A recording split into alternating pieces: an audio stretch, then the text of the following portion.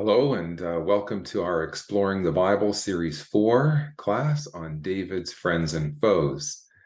This is class 7, and we're looking at a character tonight who maybe you're not so familiar with. His name's Hushai, and we've entitled this one, A Friend in Need. We're going to be looking basically at 2 Samuel 15, 16, and 17. These are the chapters, the events in which Hushai appears.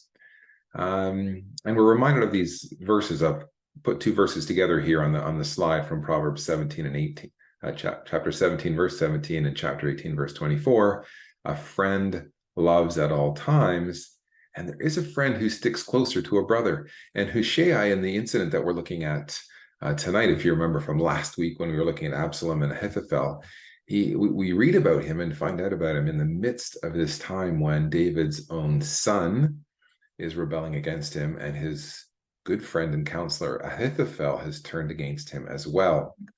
And it's into this context that Hushai comes. And I think the interesting thing is that you will find that Hushai is actually called David's friend in the scriptures. And that is something that is not said about anybody else. So he certainly is a friend of David in the midst of this time when David is beset by many foes.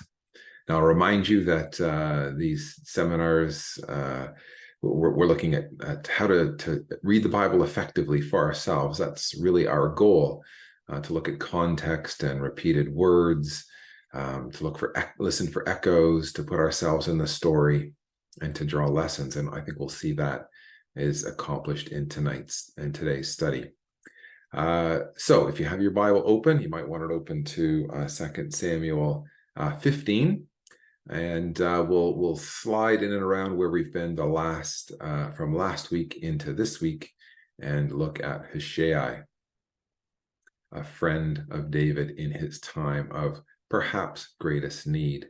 Now, you'll recall that our goal here with this particular series, David's Friends and Foes, is not to specifically look at David, but at how he is influenced and affected by those around him. However, we're going to start looking at David specifically. So here we are. If you'll remember in chapter 15, it opened with Absalom, and from here on in, it's Absalom, Absalom, Absalom, Absalom. From several chapters, Absalom is the central figure of this story, and he conspires with Ahithophel, and they come against his father. And here we'll pick up the story in verse 23. It says, "And all the country wept with a loud voice, and all the people passed over." So David is fleeing the city. It's thought that his goal was to protect the city. If Absalom was going to try and take over, David was abandoning the city, giving it up to Absalom. There would be no battles in the city. There'd be no siege. He just left it. And this made people sad. And it says all the country wept. The king also himself passed over the brook Kidron, and all the people passed over. And you can see we've got it here on the screen. They crossed over toward the way of the wilderness. In verse 30, we read, "So David went up by the ascent of the Mount of Olives, and wept as he went up, and he had his head covered and went barefoot, and all the people who were with him covered their heads and went up, weeping as they went." Now, we're going to come back to the verses in between 23 to 30 there later, but you'll see that basically David chose not to have the ark come with him. Now, this was his response to Absalom's treason. He flees the city, and he takes many people with him. And we have an incredible echo here to the Lord Jesus Christ, of course, David's greater son. And so we have here in John chapter 18, verse 1, Jesus, when he had spoken these words, so we have that long section when Jesus is speaking to his disciples and praying to God about his disciples. So he finished those words. He went out with his disciples over the brook Kidron. So David's experience here, he's really walking in the footsteps of the Messiah. He's leaving Jerusalem, he's crossing the brook Kidron, and he's going up to the Mount of Olives. This is exactly what Jesus did. there was a garden there. Matthew 26, verse 30 and 38 tell us that after they had sung a hymn, they went out to the Mount of Olives. So you put the two together, Jesus crosses the brook Kidron and goes up to the Mount of Olives. And he's sorrowful, just as David was. Earlier, Jesus had looked over the city. Now, this is not in sequence here in Luke 19. This is earlier, but Jesus had looked over the city and wept over it. He knew what was coming. And so the experiences of David here and the experiences of Jesus are interlinked. And we mentioned that last week, of course, with the betrayal that David would have felt, with Ahithophel paralleling the betrayal of Judas. And this just emphasizes that even more. And so in this case, it's an echo forward to the life of Jesus, but that now allows us to reflect upon David and his experiences as kind of a backward echo. And we can now rethink about the incidents that we're reading in here in chapter 15 and 16, and we can really see that this was David's Gethsemane. And that is, we can link these, crossing the Kidron, going up to Gethsemane, is really something we can all experience. We know for Jesus, it was a thy will be done, not mine, as he struggled with what he was being called to do. And so David had these experiences, and we put ourselves in that story. We can see that we are going to have those experiences as well. So here, we said we'd get back to this.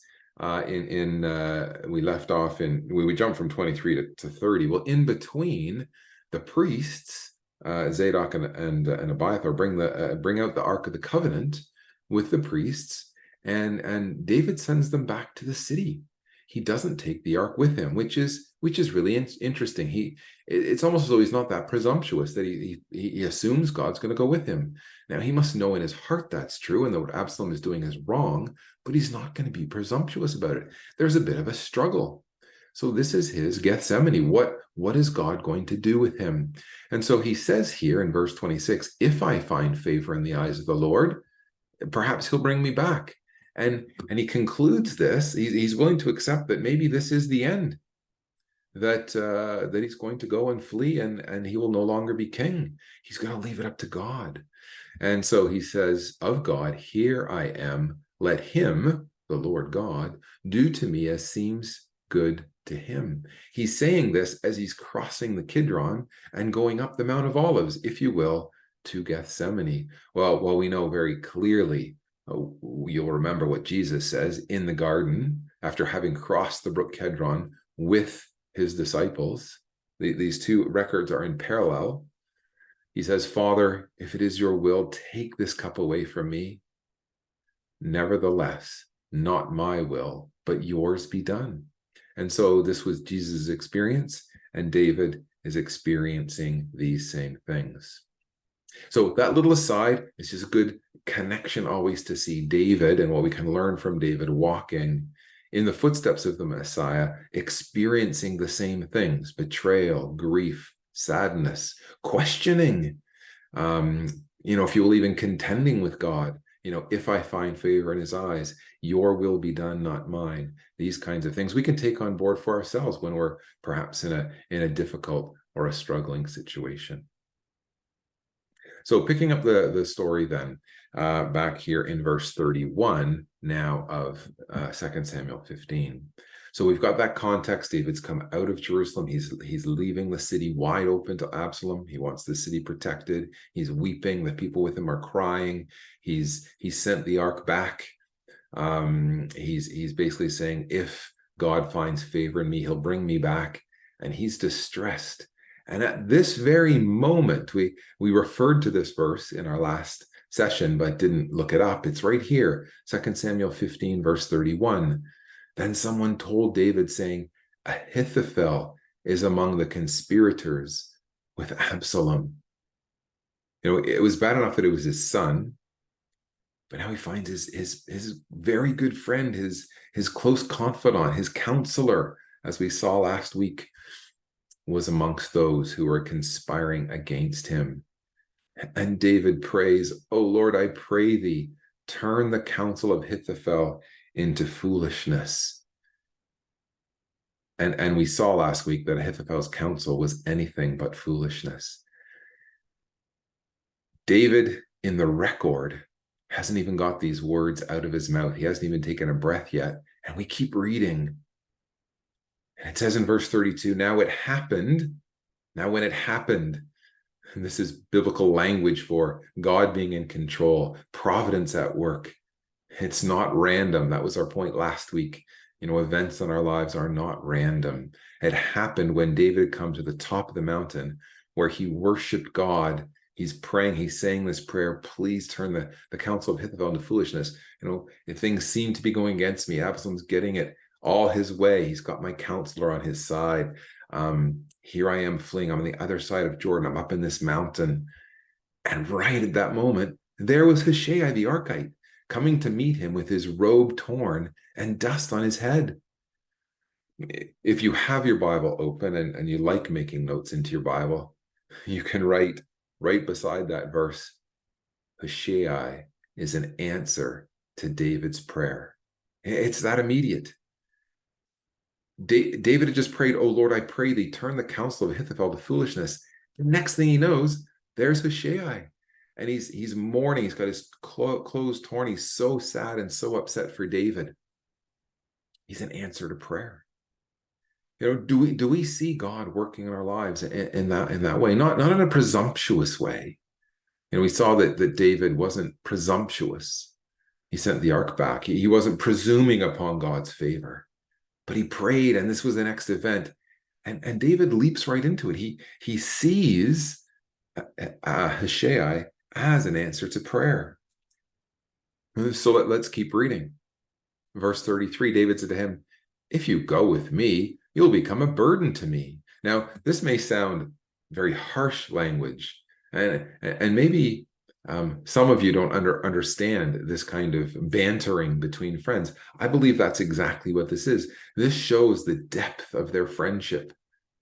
That they could say what might appear mean, and some people listening on might be, oh, that's a bit harsh, to say to Hushai, I don't want you coming with me because you'll just be a burden.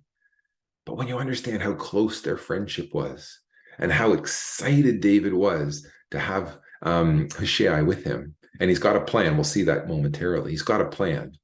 That this is what he says to his friend Hushai in a jesting way.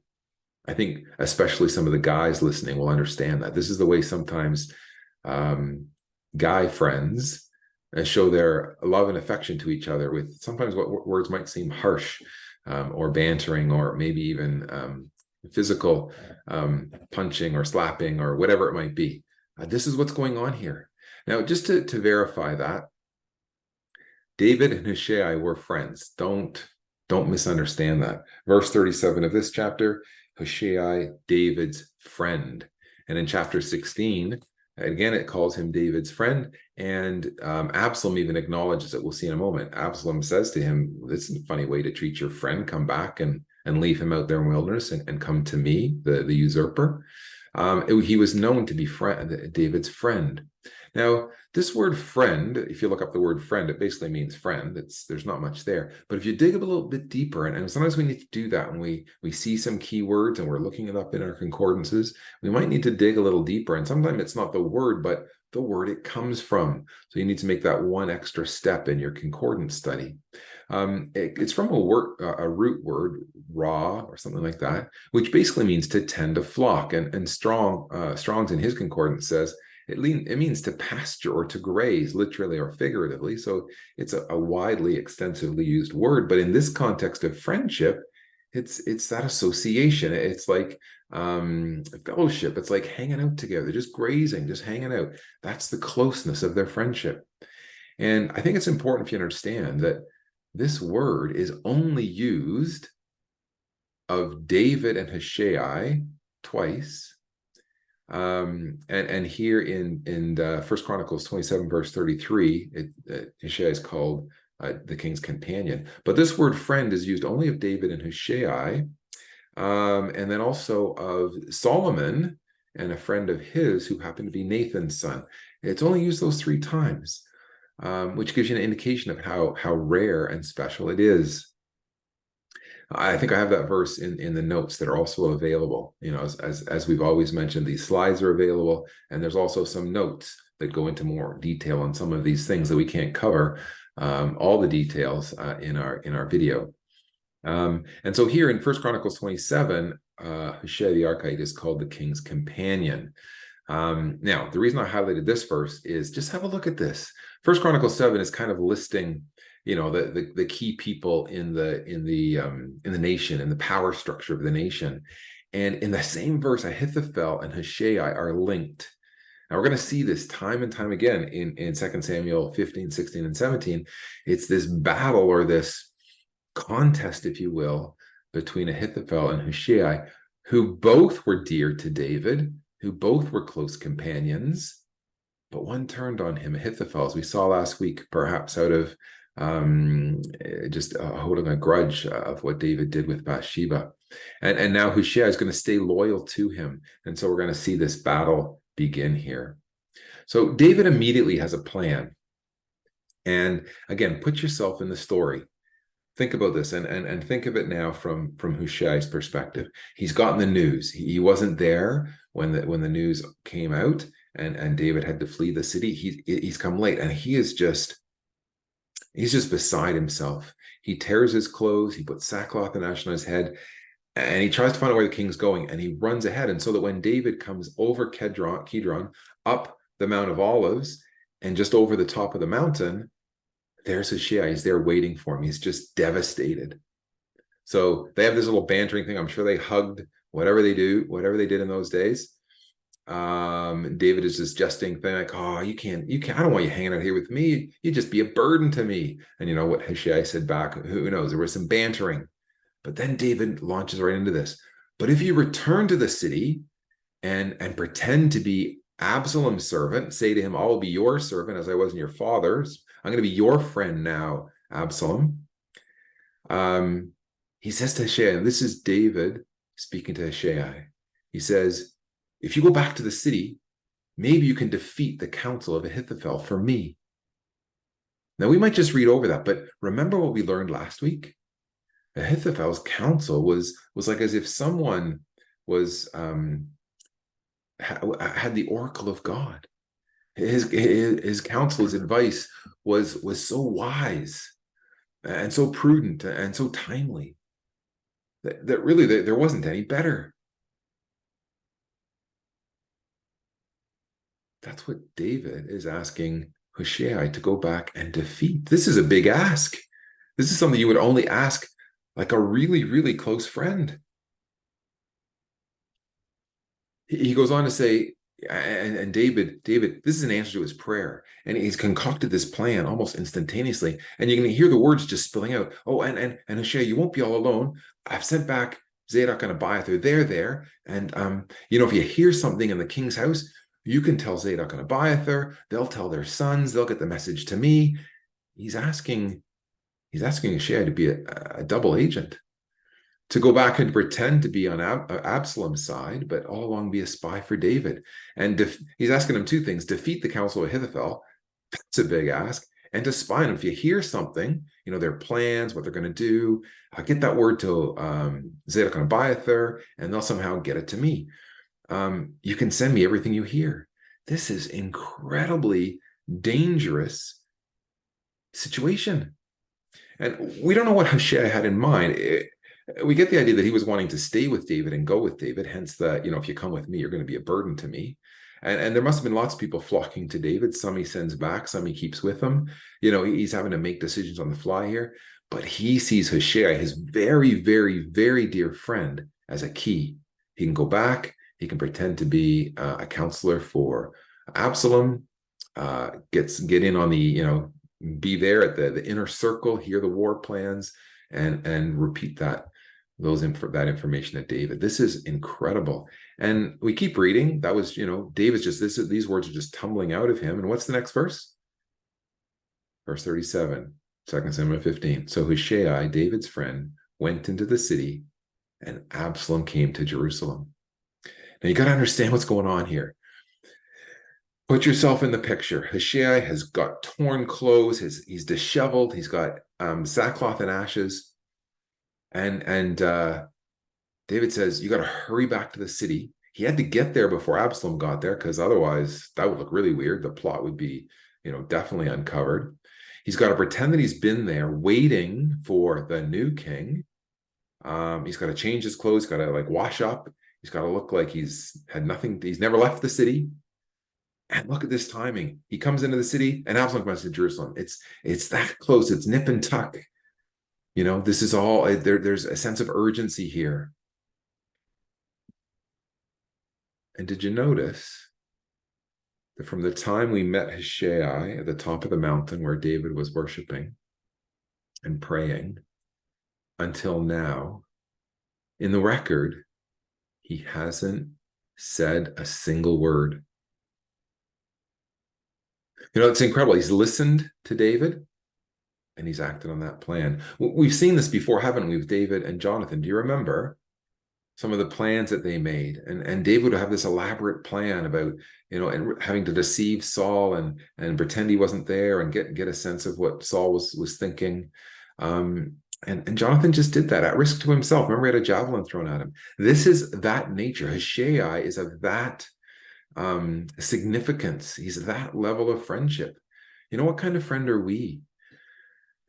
We need to be good listeners if we're going to be good friends. And sometimes we just need to do what the other person asks us to do, even if we're not so sure about it, and even if it's going to potentially be dangerous for us. We have to think of others first. We have to put others' needs above our own. This is Hushai. Incredible friendship here. He doesn't protest. He doesn't say, "Whoa, David, you're asking a lot of me. You want me to feed the counsel of Ahithophel? You got to be kidding me. That guy's smart. That guy's got it figured out. I can't do that." He doesn't complain. He doesn't say, "Why don't we wait a little bit? Just think about this," And he just acts. He must have rushed back to the city, changed his clothes, washed up, and been sitting and ready so that when Absalom arrives, there he is. Now, we'll pick up the story there. Just a slight aside here, another little digression in the record. Because you might have noticed in chapter 15 that someone else comes, and it's a man named Ittai. And let's just pick this up. It's here in verse 18. It says, the king went forth and the people, in verse 17, and all his servants passed over with him, the Cherethites, the Pelethites, the Gittites, 600 men which came from him from Gath, passed over for the king. Now, don't read over those two verses too quickly. We're talking about a bunch of Gentiles, Philistines, ex-enemies of David, who are now going with him out of the city. The king said to Ittai the Gittite, he must have been their leader, in verse 19, "Why are you going with me? I'm almost not the king anymore. You're going to risk your life for me? Return to your place. Abide with the king. If you're loyal to the throne, there's a new king. It's Solomon. It's Absalom." We're not sure what David's thinking here, but he's telling Ittai to take the men and go back. You're a stranger here. You don't have any connection here to me, really. You're a foreigner. You're a Philistine. You're an exile. You're just new to you're new to the party. A little bit of jesting here. It's like you just came yesterday. I can't ask you to risk your life for me. Take your brother and go back. Mercy and grace be with you. Now, these were men from Gath, and yet they're loyal to David. They're Philistines. And I couldn't help but think of this proverb here, Proverbs 16, verse 17, when a man's ways please the Lord, he makes even his enemies to be at peace with him. David tells him to return with his men and serve the new king.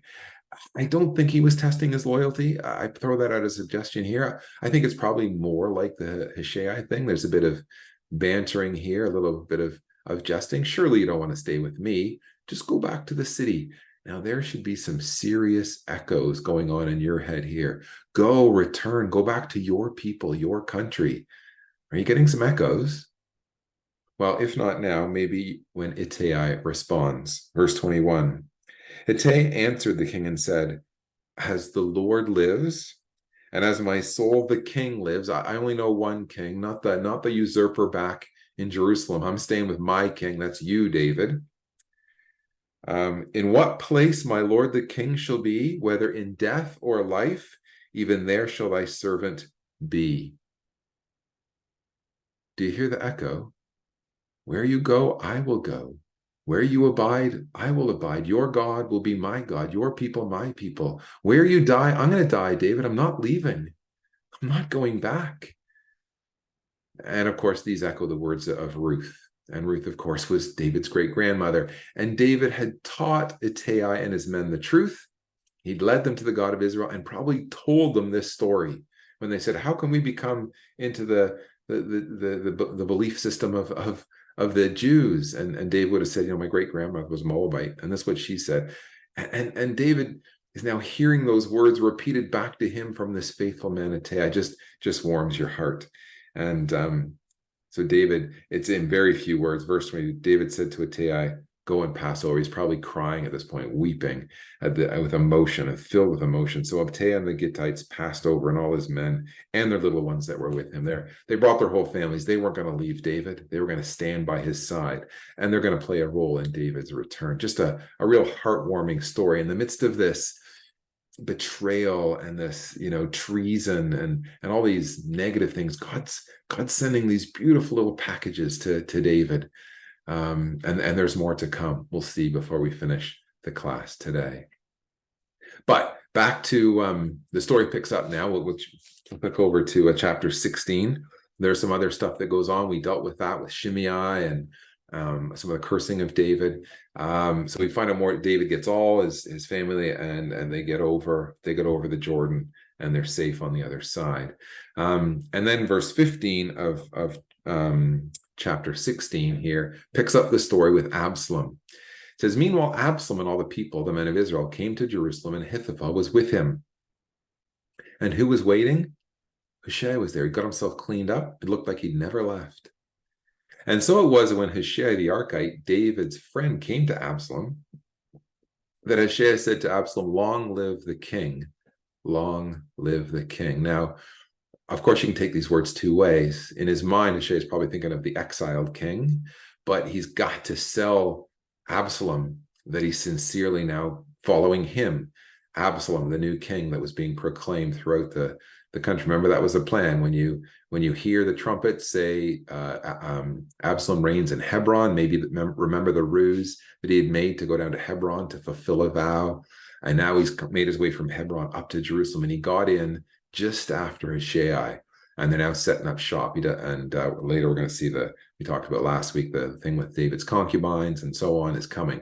So Absalom and Ahithophel and the men of war are going to set up shop in Jerusalem and take over the kingdom.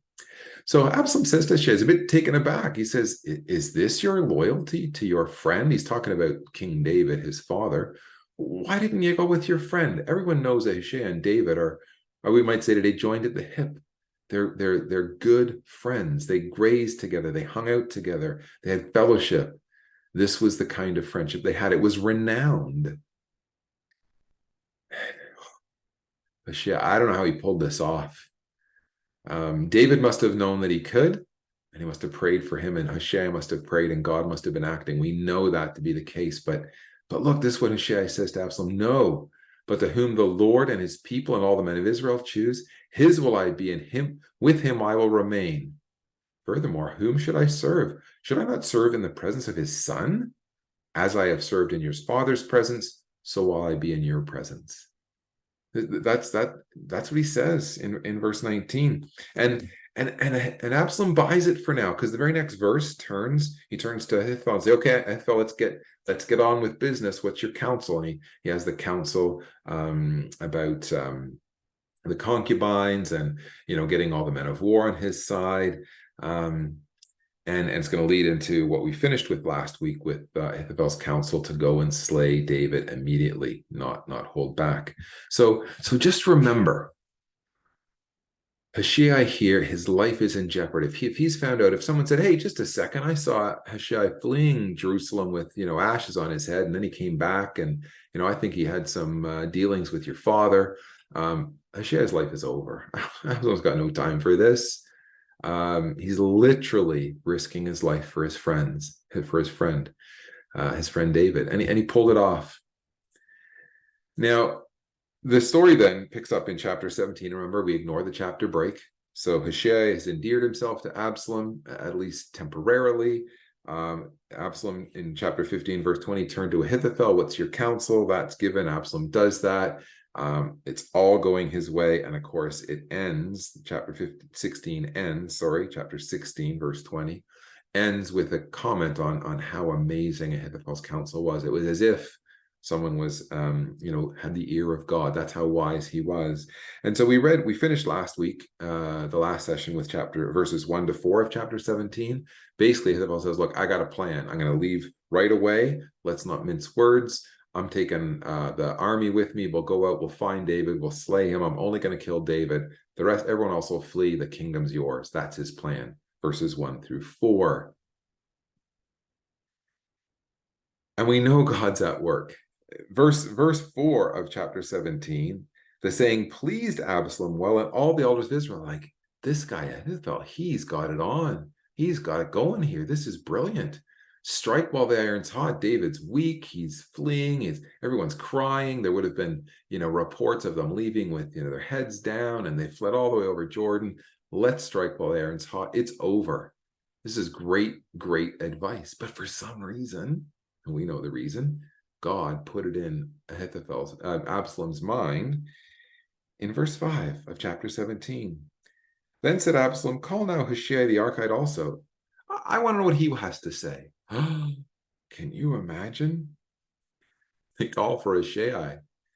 And Hushai thought, boy, this is the moment I've been praying about. He's probably been on his knees in prayer the entire time. He knows his friend David is counting on him. His heart would have been in his mouth. What's Absalom going to say? So verse 6, when Hushai was come to Absalom, Absalom spake to him and said, this is the counsel that Ahithophel's given. And he repeats, the plan to go right after David right away and wipe him out immediately. We think it's a pretty good idea, but what do you think? If you don't think that's a good idea, tell me what idea you got. You got something better, Hushai? We want to hear it. Hushai said to Absalom, listen to these words. And he might have had some sort of idea of what he could have said or what counsel he could have given. He may have been able to script this a little bit ahead of time, but I'm thinking that he's just praying earnestly that God gives him the right words. Have you ever been in those situations where someone confronts you with something or maybe questions you on something, asks you a reason of the hope that is within you, and you're just like, oh, I don't know what to say. And you just pray for God to give you words? I think that's what Hushai is. So listen to his verse words. The counsel that Ahithophel hath given is not good at this time. Can you imagine that? You could have heard a pin drop. Ahithophel would have given him a withering glance. The elders would have been, oh, this should be interesting. Ahithophel counsel's not good. Wow, that'll be a first. For Hushai said, and just read this, put yourself in that room, in that circle of elders, having heard what Ahithophel said, knowing Absalom and his pride and his character. I think at best, Hushai thinks, I got to buy David a bit of time. I got to give him some time. For, said Hushai, you know your father and his men, they are mighty men, and they be chafed in their minds. They're like a bear robbed of her whelps. You don't come between a mama bear and her whelps, her cubs. You don't do that, Absalom. Your father's a man of war. He's not going to lodge with the people. You might follow Ahithophel's counsel and go after him. You won't even be able to find him. He's hidden somewhere. He's not going to be exposed. She had no idea whether this was true. Last time he'd seen David, things looked pretty grim. Behold, he's now hid in a pit somewhere or some other place. When we go over, immediately David's men are gonna fight back. A few of your men are gonna die. And anyone who hears it is gonna say, okay, we've heard this story before. There's a slaughter among the people that follow Absalom. This is your dad's track record, Absalom. Come on. You know him. And he also is a valiant, and he also that is valiant of heart, has the heart of a lion. It's going to melt all these valiant men that Ahithophel's going to take with him.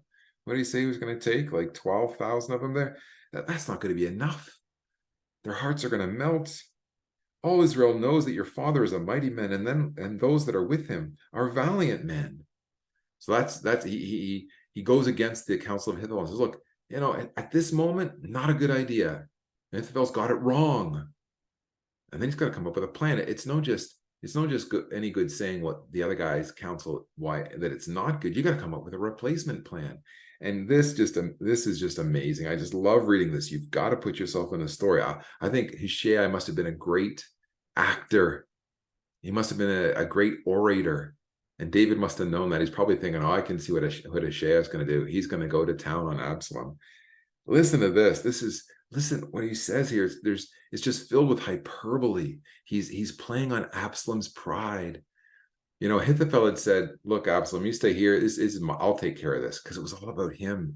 Hushai is like, no. Absalom, this is you. You want to make this right. You want to do this big time. Listen to it. Verse 11. This is Hushai's counsel to Absalom. Therefore, I counsel that all Israel be generally gathered to thee. Not just 12,000. That's not enough. That's not big enough for you, Absalom. From Dan to Beersheba, as the sand which is the sea by multitude, that thou mayest go into battle in thine own person. Absalom, you got to lead this thing. You're going to be an ex-king. Don't let Ahithophel do your dirty work. It's all about you, Absalom. See, he's playing him up. And this great, we're going to gather such an army. It's like the sand of the sea. We're just going to listen to this. We'll come upon him in some place, verse 12. Where he's found doesn't matter. Doesn't matter where he's hiding. There's no hiding place from us, Absalom. We will light upon him as dew that falls on the ground. There will be no stone left unturned. And of him and all the men that are with him, there will be left not so much as one. We're going to wipe them all out, Absalom. Clean slate. Start fresh. You and your men, all Israel. Let's go get him. He's going now. Hushai is going. He's probably seeing the sparkle in Absalom's eye and thinking, I got to reel him in. He's taking the bait. I got to reel him in. Moreover, if he be gotten into a city, if he thinks he can hide in a city, Absalom, no way. We're going to get all Israel. We're going to have so many. Our army's going to be so big. We'll just get ropes. We'll just draw that city into the river. He's gone over the river to hide. We're just going to drag that city into the river. There's not going to be one stone left of that city. Wow. What a dramatic performance. Hushai has just given an Oscar-rated performance here. He has just won the day. Look at this, verse 14. And Absalom and all the men of Israel said, the counsel of Hushai the Archite is better than the counsel of Ahithophel. Hushai must have thanked God for those words. Now, it's clearly told us to us in verse 14 there that the Lord had appointed to defeat the good counsel of Ahithophel. His counsel was good. Hushai had to defeat it with God's help because he wanted to bring evil upon Absalom. Wow. And so we have this verse here that Solomon penned years later. There are many devices in a man's heart. Nevertheless, the counsel of the Lord, that shall stand. Ahithophel had big plans. He might have just missed it there. He might have overdone it with him all being about him in those first 4 verses.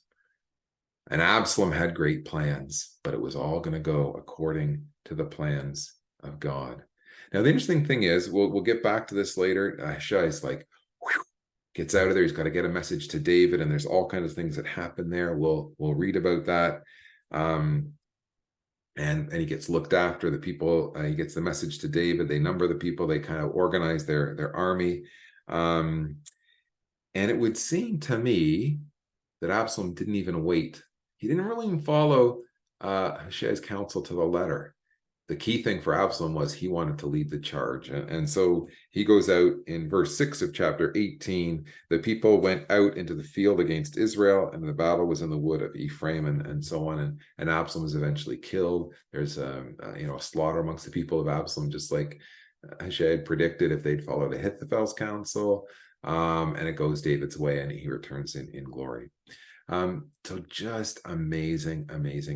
Now, the end of chapter 17 here, David is just finding friends after friends after friends. And we've talked a little bit about this with Barzillai and Maker. We talked about that Maker didn't hold a grudge, even though he was Bathsheba's brother. They were providing what David needed. But even before we get there, you remember what David had said to his friend Hushai: you got to defeat Ahithophel's counsel, and you got to get word back to me. What's going on? And so he does that. And so verse 15 of chapter 17, Hushai said to Zadok and Abiathar, this is what Ahithophel said. This is what I said. I'm not sure which way it's going to go, but the king's in danger. He's got to, don't stay in the plains. Get out, get away, make ready. War is coming. So Jonathan and Ahimaaz in verse 17. So the message, Hushai somehow gets it to the priests. The priests get it to their sons. And this message is going out to David. And there's this friendship, this network of friends that David has. They're trying to get away, but someone sees them and reports to Absalom. So Absalom sends after them. There's this message that it says in the King James, it says this message was transmitted to Jonathan and Ahimaaz by a wench, just a maidservant, a nobody, but she was special in God's eyes. She was special in David's eyes. There was all kinds of people that were on David's side, if you will. And so as Jonathan and Ahimaaz are fleeing, they're getting chased. So they find this woman who's a friend of David's in verse 19. She's been doing some stuff with grain. They go down her well. She puts the cloth over the well. We get some echoes here to Rahab, who's also in the line of Christ. She hides the spies, as it were, puts the grain covering over the well with the grain on it. The soldiers come and say, where's Jonathan and Ahimaaz? And she's like, oh, I think they went that way. And anyway, all these people helping out David. And then they get to Mahanaim. David gets to Mahanaim in verse 24. And all these friends come. We've looked at this before in verse 27. Shobi, who was an Ammonite, Maker, who was Bathsheba's brother, and Barzillai the Gileadite. All these people are providing for David, and they're providing just temporal things: food, shelter, clothing. And we think of this verse here in 1 John 3. If we have our worlds good and we see our brother of need and shut up our bowels of compassion, how dwells the love of God in him? Okay, if we love one another, we need to love it in word and in deed. And sometimes it's just providing a listening ear. Sometimes it's providing a meal. Sometimes it's providing a place of shelter. Ultimately, our goal is to bring them God's word for sure, but we might in the process need to help them just with filling their stomach. And so we see here, David had established this goodwill amongst people. There was a pay it forward kind of attitude, this cycle of good works, not a cycle of grudge and revenge. That was Absalom's way of doing things. That was Ahithophel, not these people that are helping David through this. And as we just wrap up our session, you can read through chapter 18 at your leisure. It goes well for David's army. Absalom dies. Ahithophel commits suicide. He knows that once his counsel wasn't being followed, they'd given David time to regroup. He knew it was over, and he felt that he couldn't ever redeem himself to David. He didn't think about asking forgiveness. He just took his own life. But we've been talking about Hushai tonight. Hushai is not ever mentioned again. We don't ever hear of him again. He gives the counsel to Absalom. He buys David time. He gets the message to David through the priests and their sons and the woman that helps out. David readies himself for war. He organizes the army. The people tell David to stay behind. They go out and fight the battle. It's over. They go get David. David's brought into Jerusalem. His throne is restored. Hushai is not mentioned again in the record. I'm sure that he and David did see each other, and David thanked him for what he did, and they reminisced, and he probably told him the story 100 times over. And David said, "What? You said that? Tell me again." I'm sure that all happened. But from the record, he's disappeared. He played his role and faded from the scriptural record, content to know that he had served his king and his friend. What's our attitude when we serve our king and our friend, the Lord Jesus Christ? when we do unto others as we would have do unto us, when we serve the least of Christ's brethren as if we were serving him, do we need acknowledgement and praise? Do we need the pat on the back? Do we need our name placarded here and there? No. Do we need to be recognized and congratulated? I would suggest no. And I can't help but think, you'll remember if you were with us in our third series on parables unique to the Gospel of Luke, we looked at this. I had this very slide on there. We looked at Luke 10, the parable of the Good Samaritan. You remember that Jesus had been asked by the lawyer who was willing to justify himself, who is my neighbor? Jesus told the parable. And we said he was asking the wrong question. Because the question is, who was the neighbor to the one that fell among thieves? So the encouragement, the lesson, the takeaway from Hushai is be that friend, be that neighbor, be like Hushai. Don't expect anything in return. It's not about being compensated for what we've done. It's about doing the right thing to help out other people. That's the lesson. That's the big takeaway from Hushai, even at the risk, potentially, of our own lives. So I hope you've enjoyed that look at Hushai, perhaps one of the friends of David that was less familiar, the only one called the friend of David in the record. Our series concludes with our next class, our 8th class. It'll be on Mephibosheth. It's a beautiful story of saving grace.